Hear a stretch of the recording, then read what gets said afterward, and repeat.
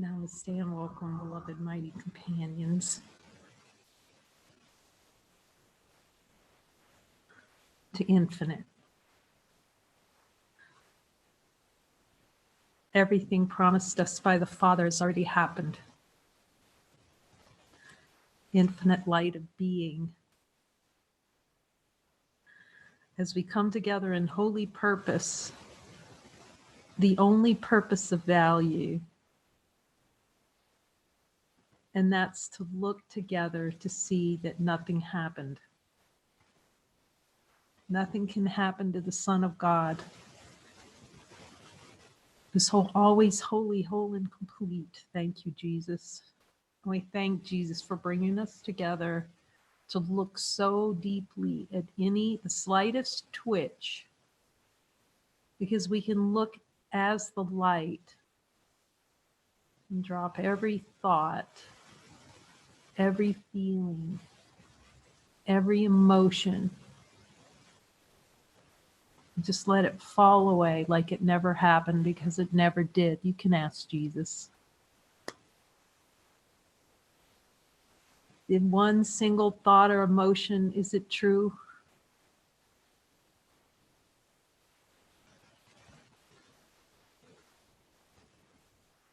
It's the identification with thought we come to ask Jesus to help us with. That little play that makes a little dream that can't change the Son of God.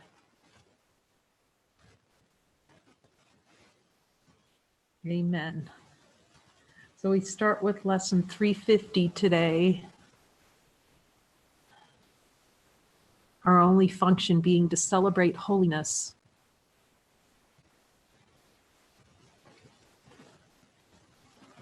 Miracles mirror God's eternal love. Let's ask Jesus so we can hear it inside. Jesus, do miracles mirror God's eternal love?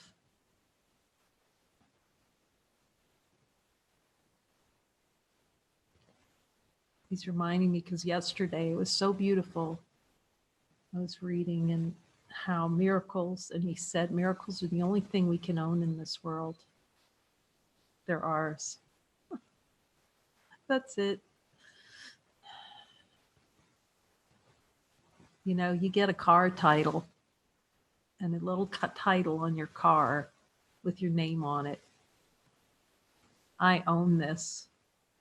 And it's just so helpful when he said, no, you don't own objects. You let objects own you. You let that car own you. And so there's like a new project now, car insurance, parking it carefully, not to be dinged. It's like, it's not, seemingly having a car. It's like, no, Jesus is taking my car now. You go that really quickly. No, he's just showing us that ownership is a concept. Does infinite light of being own anything in our direct experience? That's just helpful to remember. And how heavy a burden it is to have an object, a concept around an ownership of an object. It's denial of a miracle. All concepts are denials of miracles. So miracles only function being to wash out any idea of ownership. So that the only stamp we wear is owned by God, by light. Say, I'm already taken. I'm taken by light.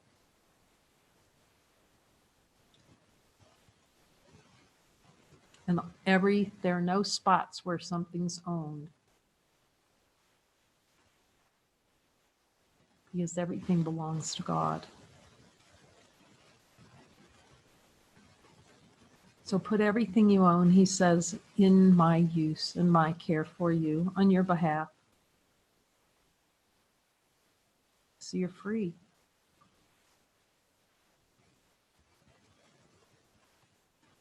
Miracles mirror God's eternal love.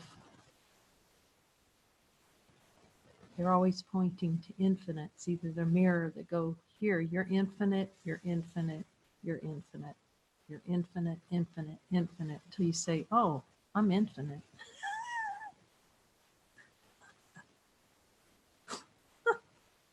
There's no limitation to identity, true identity. To offer them is to remember Him. See, they're pointing to God. You're this, you're this, you're this, you're this, you're this. God's Holy Son. And through His memory to save the world. To see that salvation, cease to deny that salvation is already here. We can ask Jesus, Jesus,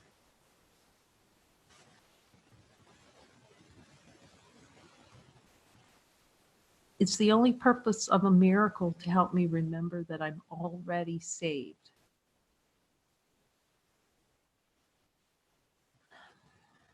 I'm already loved by infinite. Just really experience here, like so much love comes from just inquiry with love. To know myself as the one, as Jesus sees me. To see my brother as Jesus sees my brother, infinite. To see myself, since we're the same. What we forgive becomes part of us as we perceive ourselves.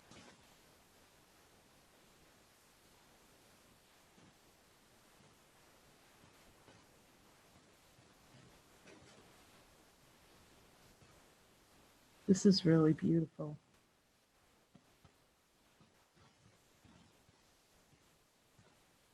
We pretended like they're parts outside of ourselves. Lack of forgiveness is merely trying to push it out. You know how sometimes we're talking and someone says, there's a part of me that, and they'll talk, there's a part of me that wants it and a part of me that don't. Both those parts don't want it, don't want God. It's just a little signal that Jesus retranslates to say, you need forgiveness right there. Wherever there's a part, you need forgiveness because you're whole. See that little fragment that shows up?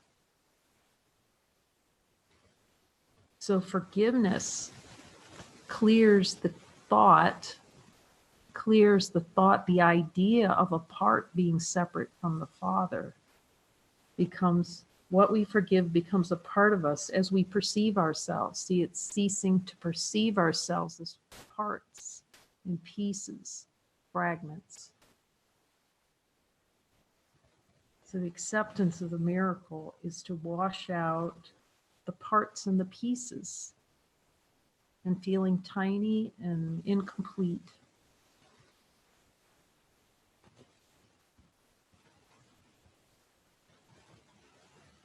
And see how those little, Jesus, can I ever be happy with these little parts, pieces, and fragments?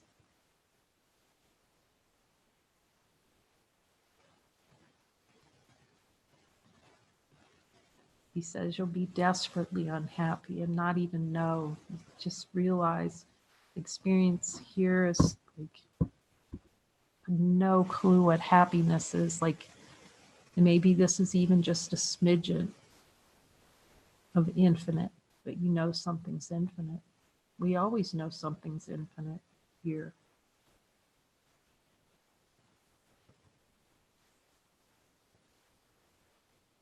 Just supreme happiness becomes the one goal. It's already here, but it's a helpful goal.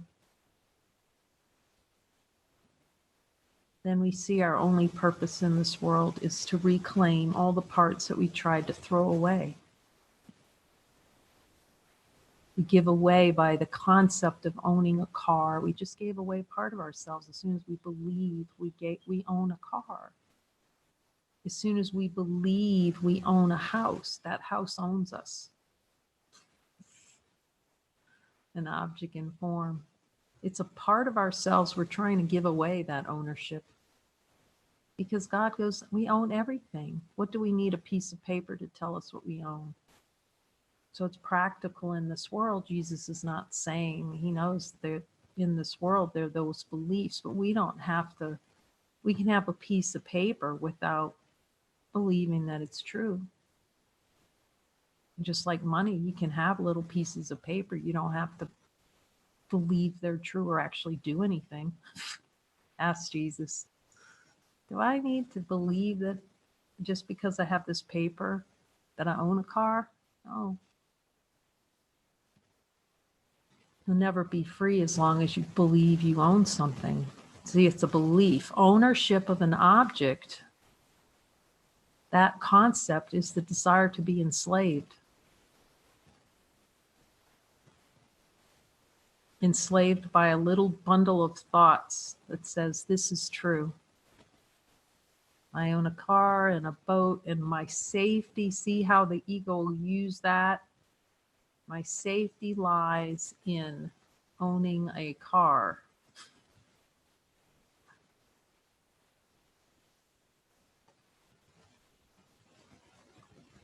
My safety lies in the kind of car I own. Meaning my salvation or comfort. Salvation has a number of like hidden words that the ego uses, like it's comfort. I feel more comfortable. I feel, you see, it feels something about something. It feels comfortable about having a car, or I feel happy because I have a red car. See, the because comes in, because I have a red car, because I have a big house, because I have locks on my door, I feel safe. See, yet the spirit can use it just like it uses it here. He says, set the alarm. We set it. Then when it goes off, we can see if we have a twitch. Like it went off twice yesterday. He says, see that your safety lies in me. Not whether you have an alarm. I'm checking in. Jesus. Is there any belief that an alarm is my salvation? But he's practical. Set the alarm. Okay. He can be used as in purpose. To find out there's no alarm. The only alarm worth having is the wake-up alarm. Time to cease to invest in the concept of time. That's the only thing we're doing. The Son of God incorporates all things within himself as you created him. I could really see how helpful it is clearing this desires, because the desire is to throw something outside. Not wanting God, not wanting to see that this world is us, is our brother, is ourselves, not wanting that desire to, oh, don't want God. Even though it's all within the light of totality, that's the play. Like, I'm going to give that the boot. I'm going to give the light the boot out of my awareness so I can dream like it's not here and play with objects.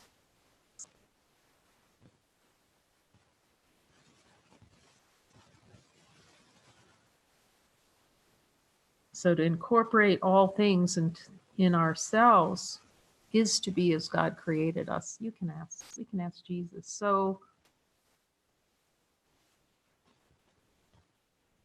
do I have a desire to not incorporate everything that God gave me within myself? Is there any energy where I'm trying to push something out of myself? Pretend like thoughts can lead the source. See if there's any energy around that. Any opportunity to forgive it so that it's not, doesn't seem like it's outside. Your memory depends on his forgiveness. The memory of God, the formless one. It's remembered not to laugh.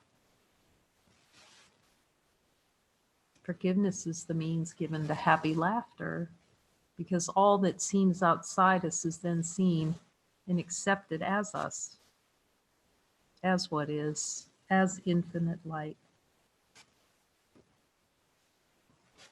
What he is unaffected by his thoughts.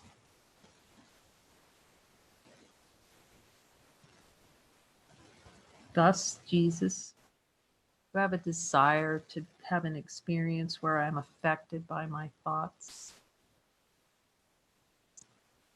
I'm willing to see it release the desire for any that thoughts have an effect.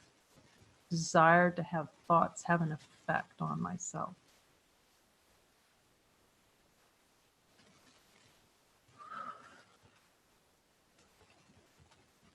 And just stay with that desire. We ask for a miracle on that desire, for thoughts to feel like thoughts have an effect.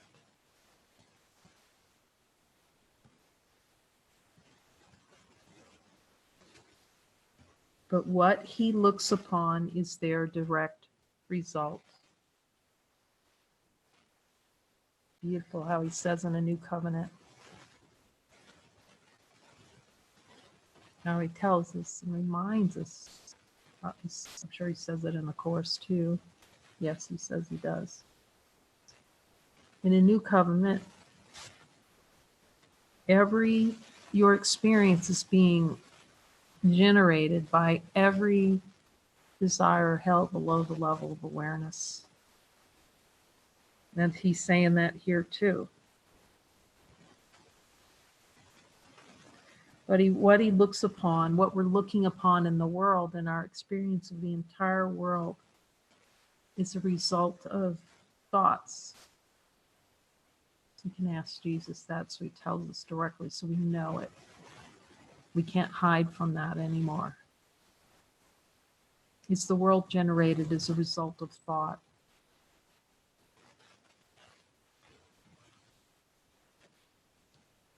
And do thoughts come out of desire?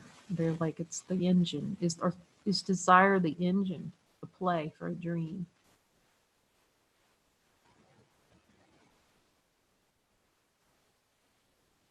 Therefore, my Father, I would turn to you. Only your memory will set me free. The only forgiveness, and only my forgiveness, teaches me to let your memory return to me.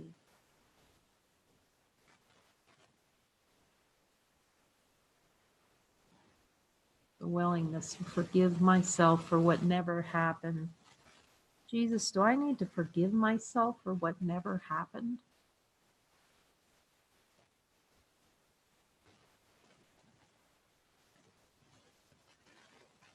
He says your happiness relies on this.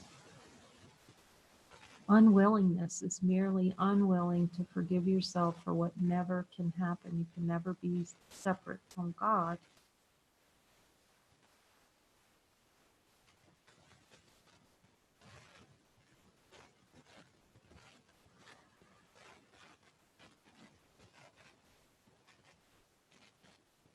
Only my forgiveness teaches me to let your memory return to me and give it to the world in thankfulness. Giving God's memory to the world. Let him show us what that experience, by direct experience, what it's like to give your memory to the world. That's like blissful.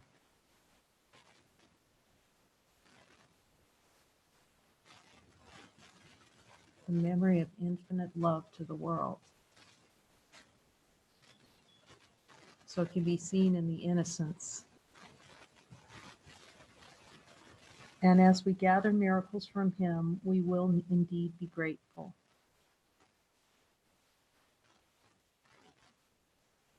For as we remember him, his Son will be restored to us in the reality of love.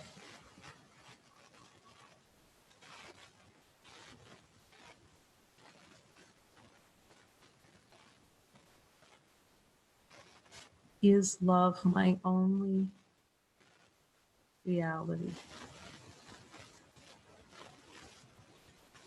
Is love the only reality?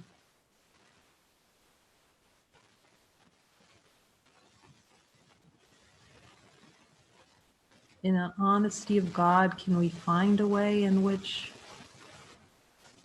there's something other than infinite love is reality?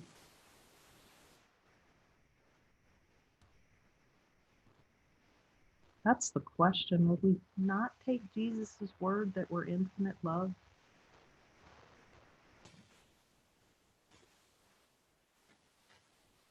That that's all there is?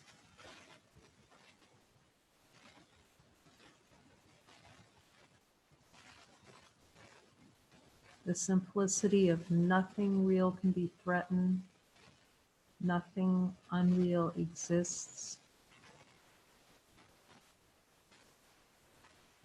Jesus, will you show me all the challenges I have with that simple, the whole beginning of the course, and the last page of a new covenant.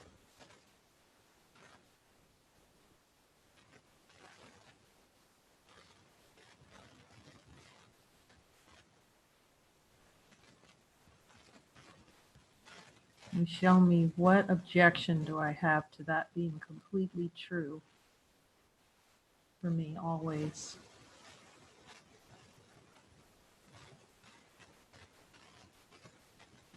It's so beautiful at the end, also in the last paragraph, after chapter 20 that we're going through.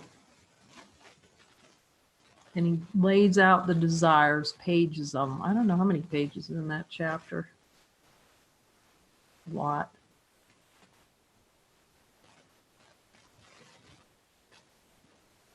And he says, who with this many desires could ever rest in peace? And you realize when you see it, that experience here is like, how could anyone rest in peace with these little, all this little bouquet of desires running ramshod under awareness?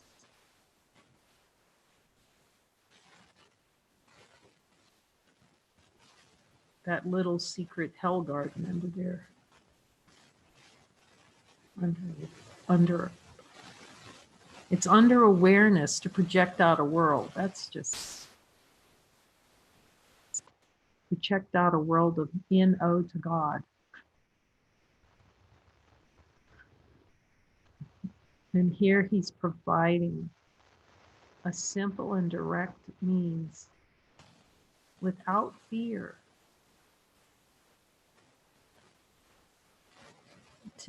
What a gift. It's like, here's a little package. You don't have to figure out which desires are in there because I've already told you in the course. And explaining exactly what the joining looks like. Exactly. To join with a brother, simply, powerfully, and completely uncouple that train car underneath awareness.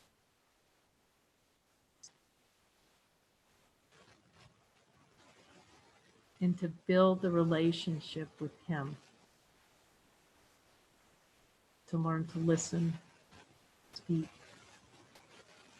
And also the resistance to following falls away. Because you see then that not following is pressing all of that is attempt to hold all that outside of awareness without following. You'll just see that bucket load of stuff. That's the experience here. Like, after you said, yes, I'm wrong about 100 times on that, doing that chapter, that's the experience. And still it continues even after the chapter. But it's just made, at least for here, it made such a dent in the energetic investment of keeping any of that. And then it's like the looking becomes so in earnest. And as he's promising with this too, one, trust that it'll clear a path for the spaciousness to look. Like he told Helen, that was so helpful in the Earth text when I read that. I have a better use of time.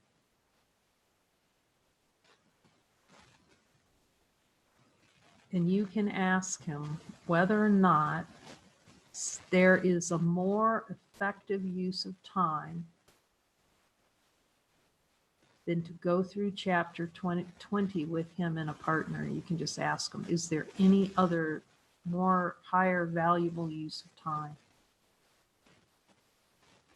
Because you're going through it with him. And it's the Reader's Digest of a course to direct look. And you can also ask him, will you clear a path for me to do this in the spaciousness? By taking care, if you ask him, he says, yes, I'll take care of the practicalities. Ask him, Jesus, will you take care of the practicalities so I can just look? It was beautiful. Margaret was saying that too. Because she was thinking, oh, I have to go out and I have to do all these things. And he's saying, I'm going to take care of these things for you so that you can look with me. And you can ask him, Jesus, is this given for this holy purpose? For me to look simply, and as Irene said, and everyone can experience this because we're all Jesus and we can experience it without the kerfuffles around it. Simple, direct, looking to see the denial. Everywhere we desire to say no to infinite. All mapped out for us. Don't have to hunt around in a story. Don't have to go looking for the belief. He's got them. Here they are.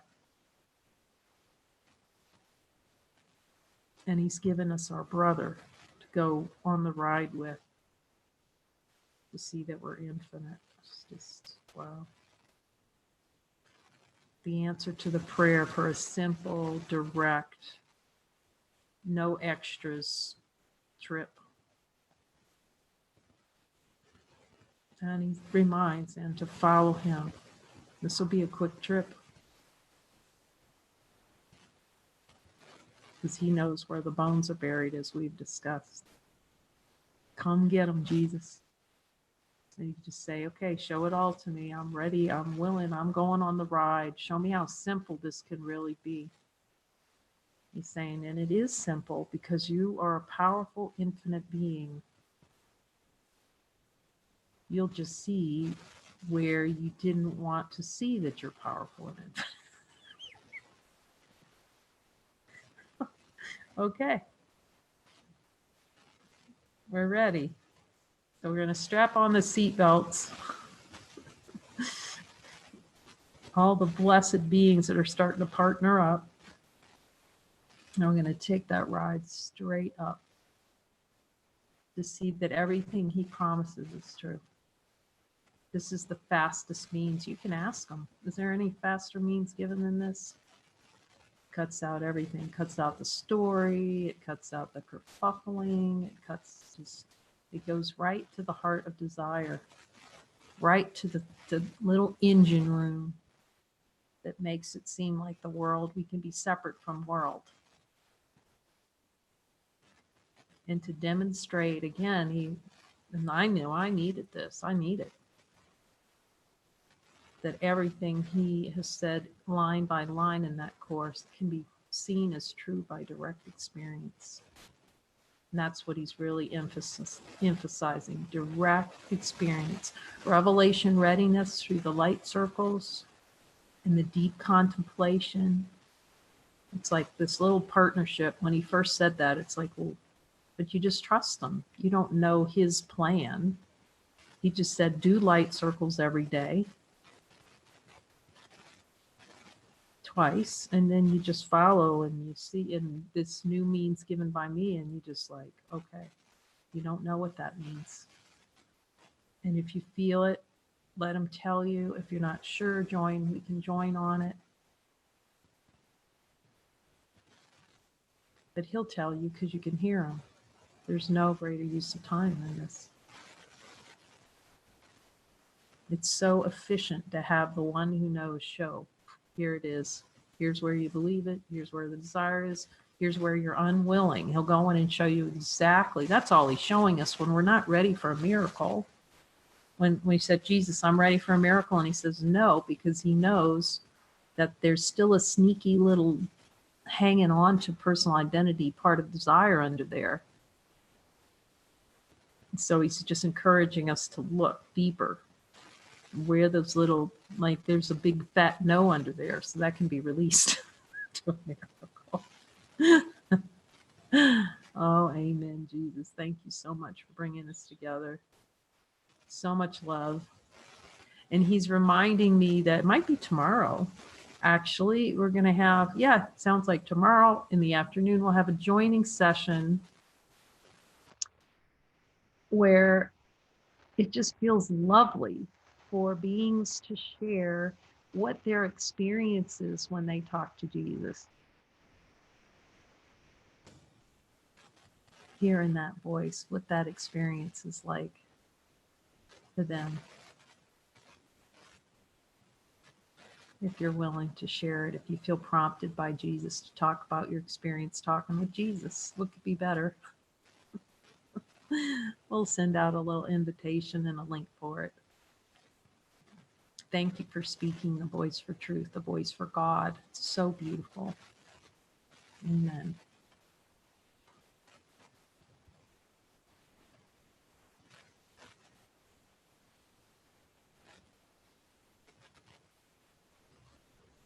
Love you all. The demonstration that everyone can hear and speak Jesus. Hashtag hope, happy hologram. Happy hologram.